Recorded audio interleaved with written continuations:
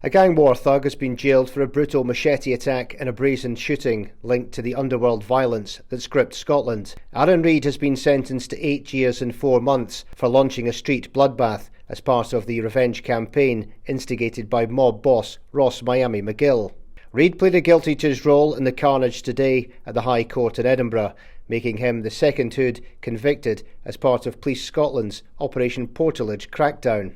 Reid, who's 27 and a prisoner at Perth Prison, admitted battering David McMillan with a machete along with 2 unknown masked assailants outside his home in Pitcairn Grove in Edinburgh. He launched the terrifying assault on the 22nd of May this year amid a turf war feud that kicked off back in March amid claims of a drug deal involving fake cash. Shocking CCTV footage played in court showed McMillan coming out of his family home armed with a weapon as he confronted the trio. He had been alerted to their presence by a security guard he had hired to remain outside his home amid safety fears.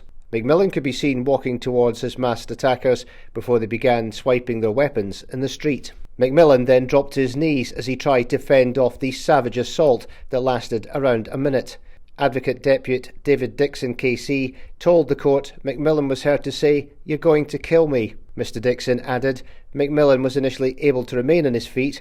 However, in defending himself against the assailants using his machete to fend off numerous blows, he ended up on his knees on the ground. The security guard tried to intervene using a crowbar he had lifted from his van, which was parked nearby. The guard told Reid and the other 2, "Leave him alone, that's enough." As McMillan collapsed to the ground, the masked trio fled in the grey Land Rover they had arrived in.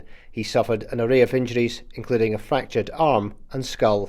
But he refused to go to hospital over fears for the safety of his family, who were inside the plush property when the chaos unfolded. McMillan, described in court as a businessman, refused to give a statement to the cops.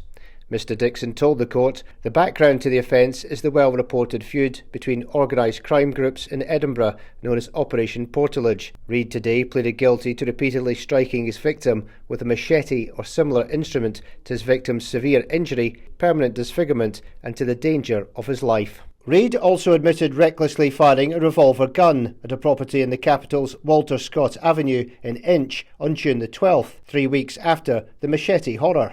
Both of Reid's offences were aggravated by a connection to serious organised crime. Locking him up, Judge Lord Scott said, "Extreme acts of planned and wanton violence like this in Scotland will not be tolerated." Reid faced justice just weeks after Hood Liam McDermott became the first gang war foot soldier, caged over the ongoing chaos. 25-year-old McDermott was sentenced to 6 years last month after he admitted his role in a 9-month-long wave of violence. McDermott earlier admitted using a metal detector to search for a Glock pistol in undergrowth, moments before he was nabbed by cops watching his every move.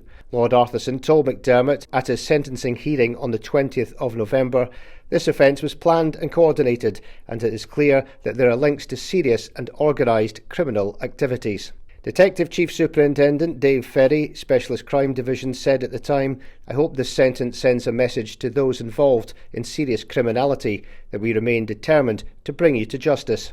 McDermott and Reid are among 62 people swept up so far as part of Operation Portalage, Police Scotland's crackdown on the worst explosion of gangland violence in years.